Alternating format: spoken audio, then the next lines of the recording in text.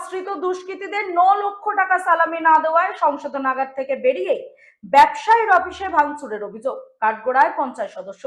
ঘটনা নরেন্দ্রপুর থানার গোপালনগরে। ঘটনায় নরেন্দ্রপুর থানায় লিখিত অভিযোগ দায়ের করেছেন আক্রান্ত ব্যবসায়ী।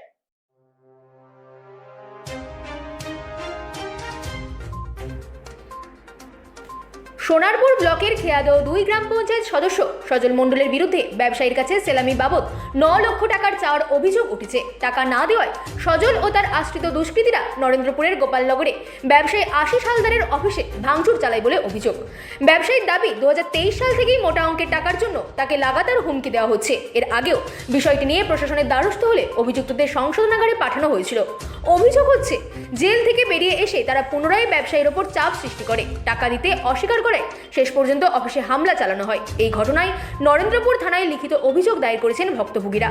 পুলিশ ঘটনার তদন্ত শুরু করেছে বলে জানা গিয়েছে খবর সূত্রে। Bureau report, রাতদিন news network.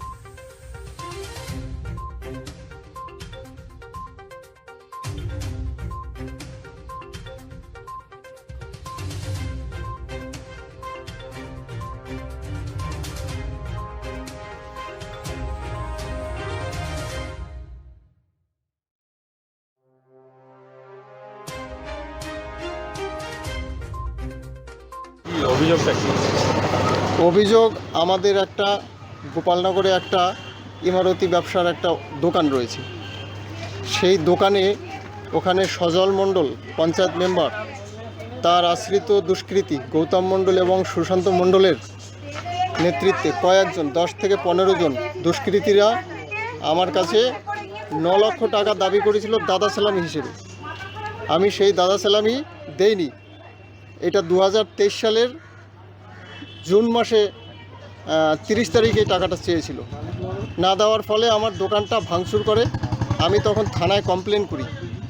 থানায় কমপ্লেন করার পরে কিছুদিন ওরা পালিয়েছিল। ফের ওখান থেকে বেল নিয়ে আবার এলাকায় ঢুকে আবার 2023 সালের 7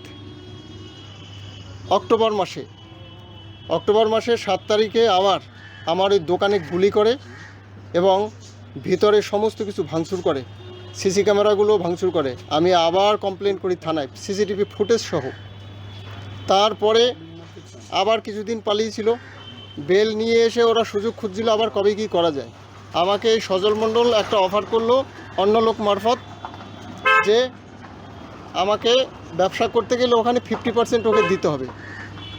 আমি এই 50% দিতে পারবো না বলে, কারণ ওখানে সামান্য কিছু ব্যবসা হয়, 10, 12, 15 হাজার টাকা লাভ হয় সারা মাস ব্যবসা করলে, সেটা দিতে পারবো না বলে আমি ব্যবসা বন্ধ করে দিই। এখন সেই দোকানটিকে ওরা দখল করার জন্য একটা বোর্ড মেরেছে, একটা মন্দিরের নাম করে আর বৃদ্ধাশ্রমের নাম করে একটা বোর্ড মেরেছে রানিং একটা দোকানকে। এটা আমার নিজের দোকান। সেই দোকানকে যখন বোর্ড মারার পরে আমি স্বাভাবিকভাবে ভাঙচুর করে থানায় কমপ্লেন করি। এই 4 দিন আগে থানায় কমপ্লেন করি। বড়োবাবু কমপ্লেন শুনে বড়োবাবু এক অফিসারকে স্টেপ নিতে বললেন। সে অফিসার বললেন, ওদের সাথে কি কথা বললো আমি জানি না, বললো ওরা আর তোমাকে ডিস্টার্ব করবে না ভাই, তুমি তোমার মতো করে কাজ করো। আমি আমার মতো করে আবার ওই ভাঙা শাটারগুলো মিস্ত্রি লাগিয়ে সারাই করলাম এবং বোর্ডটা সরিয়ে ফেললাম।